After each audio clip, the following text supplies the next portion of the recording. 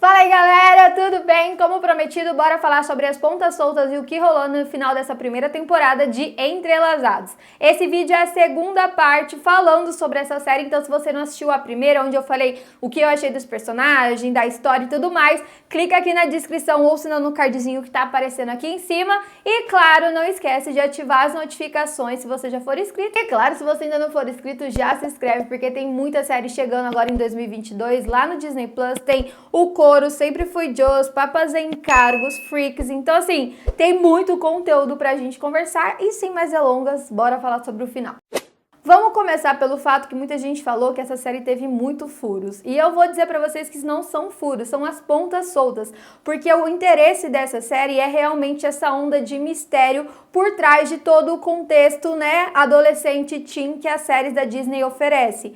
Então o grande lance, a grande proposta são realmente essas pontinhas que ficaram em que eles vão solucionar na próxima temporada. E eu já comentei lá no outro vídeo, mas vou comentar de novo, que o interessante dessa série específica é que você vê uma situação e aí a série vai te dar várias possíveis respostas para aquela situação em específico. Então, a gente tem um incêndio, né, que acontece lá dentro do teatro e aí a gente fica procurando os motivos por aquele incêndio acontecer. Então, tem aquela ceninha lá em que a Greta e o Marco estão lá no depósito, aí cai a vela. Como eu disse, a gente imagina que a vela ia botar fogo, né, ou as velas que estão lá dentro em um determinado momento e isso não acontece. Depois a gente também chega a duvidar que é o Tomás o dono do teatro para poder pagar a dívida que ele está fazendo para fazer a peça, né, para poder financiar a peça. E aí depois a gente descobre que não é ele, tanto que ele é uma das pessoas que morre. Ainda sobre o lance da morte, tem um momento que a Catarina fala que ela perdeu um grande amigo, e aí a gente tá achando que é o Marco. A gente passou boa parte dos episódios finais achando que o Marco morreu naquela cena do incêndio.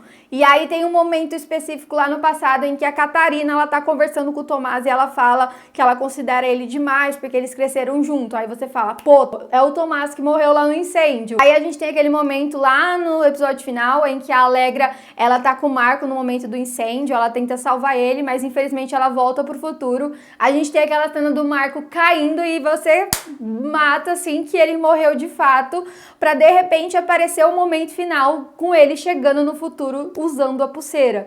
Então esse, de fato, esse mistério, essas respostas e essas pontas em específico da série é o que faz todo o charme dela. De fato, pra mim, ela fica muito mais interessante do que todas as outras séries clichêzinhas da Disney, onde a gente já sabe o que vai acontecer. Como, por exemplo, Soy Luna é uma das minhas séries favoritas, é o amor da minha vida. Mas todo mundo sabia que a Luna era só o Benson. Disney Bia é um xodózinho, mas todo mundo sabia que a Helena era a Ana e que elas iam se encontrar no final, entendeu? E Entrelaços, pra mim, a gente tem um futuro, mas existe uma gama de possibilidades para aquele futuro. Então, assim, de verdade, eu tô apaixonada por essa série. Vamos lá, só para vocês entenderem, a Alegra não foi a única pessoa que usou essa pulseira. Na série a gente conhece a Lúcia, que é a bisavó da Alegra, barra vó da Catarina, né, que é a mãe da Alegra. E a Lúcia, ela também usou essa pulseira e ela viajou para o passado também. Ela foi para 1869, aonde ela conheceu também o grande amor da sua vida. E diferente da Alegra, ela acabou engravidando. A Lúcia foi safadinha. A Coco é fruto desse relacionamento e é por isso que ela mesma diz que a Coco nunca conheceu o seu próprio pai. Quando ela tá contando pra Alegra sobre isso, ela fala que só quem usa a pulseira pode viajar no tempo e que quando ela tentou levar o grande amor da sua vida pro seu tempo em específico, ele acabou morrendo em seus braços.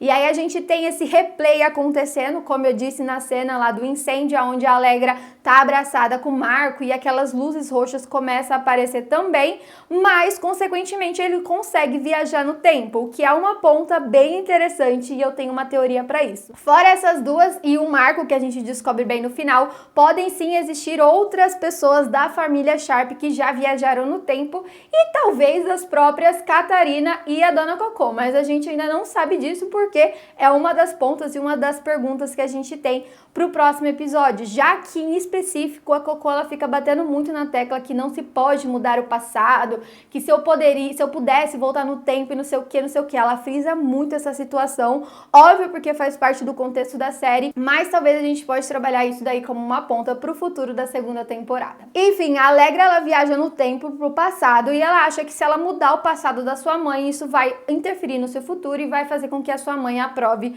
o fato dela entrar na 11 O'Clock também e tudo mais. E aí ela faz tudo isso pra no final a gente entender que voltar no passado sempre foi o seu destino, é como se ela vivesse um loop temporal. Então, independente de quantas vezes ela voltasse pro passado, a história sempre iria se repetir e o futuro dela seria o mesmo. É por isso que, fazendo o que ela faz lá no passado, isso não muda o futuro da história da Allegra.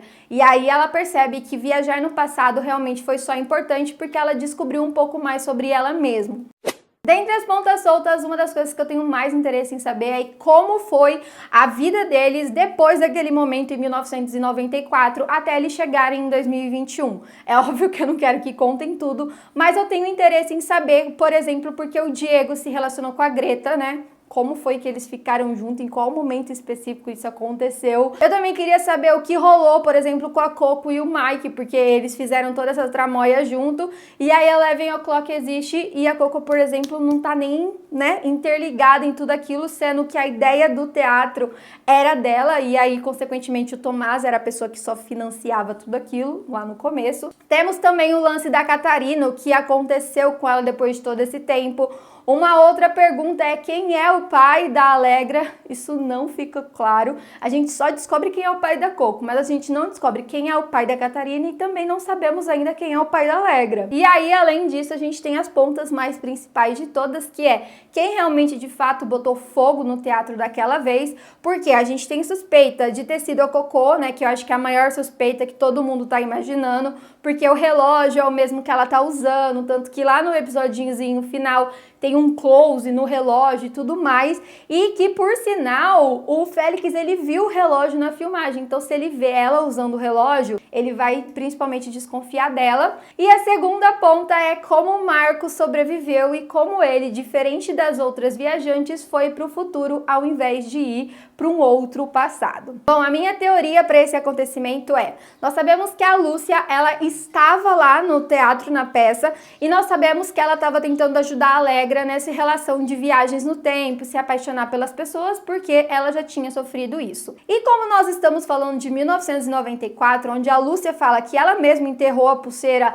lá na casa, né, colocou dentro da parede, e se nessa peça final ela não pegou a sua pulseira de 1994 e levou para poder dar de presente para o Marco, para fazer com que ele e a Allegra tivessem uma chance de ficar junto. E aí, quando a Allegra de fato solta o Marcos, ele pode ter caído naquele alçapão que a gente viu, que teve um momento em que a Greta fez uma armadilha para Catarina, e talvez lá ele tivesse uma outra saída que pudesse ter feito ele, né, se livrar de todo o incêndio, encontrado a Lúcia e ganhado essa pulseira.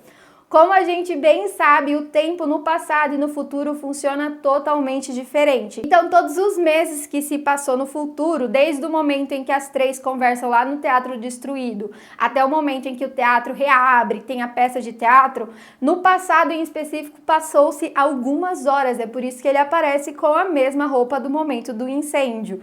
E aí, meu anjo, tá o grande lance da segunda temporada. Ele é o primeiro dentro da história, óbvio, que a gente sabe que viajou para o futuro. Nós sabemos que o looping temporal da Allegra não interferiu no seu futuro, mas nós não sabemos se as interferências do futuro que o Marco vai fazer pode interferir em outras coisas, tipo, enfim, no presente ou no futuro, no passado, eu não sei, entendeu? Eu acho que vai bagunçar, é óbvio. Ele vai ter essa mesma quantidade de viagens que ela teve, que são 8 viagens. E assim, meu anjo, se ele vai conseguir ficar no presente em específico, a gente de fato não sabe, mas a gente torce, né? Porque foi o casal fofinho, foi o casal que tá todo mundo shippando. É óbvio que a gente sente pena do Félix, mas eu já falei no outro vídeo que eu espero que ele fique com a Sofia. Porque eu achei que eles tiveram muita química e eu achei que a Sofia é uma personagem personagem bem interessante de ser explorada. Então, né, vamos ver o que vai acontecer. Mas, se de fato foi a Cocô e o Mike que botaram fogo no teatro, a família Sharp vai brigar de novo e vamos ter muito pano pra manga pra ser contado. Esse perdão que a Catarina ofereceu pra sua mãe provavelmente vai ser quebrado e eu espero que isso aconteça. Porque eu não sei vocês, mas eu quero muito ver uma versão Catarina debochada nesse século 21. Quero ver ela afrontosa e eu espero que durante esse afronte ela tenha mais uns afrontezinhos ali com a Greta. E se ela vai voltar com o Diego ou não, não sei, entendeu? Ele é meio mosca mortinha, como eu falei pra vocês, mas é melhor do que o Diego do passado. Então, por que não, né? Vai que ele surpreenda. Claro, não podemos esquecer que assim, a Alegra fez todas as viagens no tempo, mas ela não contou para sua família que ela ia pro passado e que ela era Laura. Só que o Marco agora no futuro quebrou, né, essa mentira, porque ela vai ter que contar que ela era Laura, o que vai bagunçar muito a mente da sua mãe e da sua avó e vai bagunçar muito a sua vida com o Félix e a sua vida com o Marco, porque ela mentiu sobre o seu nome e sobre quem ela era pro Marco. Então, mano, vai ter muita bagunça, muita farofa, muita loucura pra essa segunda temporada. Eu tô muito ansiosa, tô muito curiosa. Espero que venha muitas outras músicas originais e assim, dona Disney, bora renovar esse negócio logo pro começo de 2022. Mas assim, gente, a gente tá falando da Disney. É óbvio que essa série vai ser renovada, não precisa ter dúvida disso não. O que você pode fazer pra ajudar? Fazer todos os seus amigos assistir a série, aí já aproveita pra mandar os vídeos juntos. Enfim, é isso. Eu espero que tenha esclarecido pra vocês o que rolou nessa bagunça. E claro, me conta aqui nos comentários quais são as suas teorias pra essa segunda temporada. O que você acha que vai acontecer? Como que você acha que vai ser a vida da Alegra agora que o Marco está lá no futuro? Ai, meu Deus! Gente, eu não sei vocês, mas a primeira temporada de Me Encontro em Paris, quando a Lena ia experimentando as coisas novas, celulares e não sei o que, eu sinto que o Marco vai fazer a mesma coisa. E eu tô bem curiosa, porque eu gosto muito do Epuro, eu acho ele incrível contracenando. E, mano, eu já sinto que a segunda temporada vai ser perfeita. Bota fé! É isso, vou ficando por aqui. Um beijo, a gente se vê por aí. Tchau!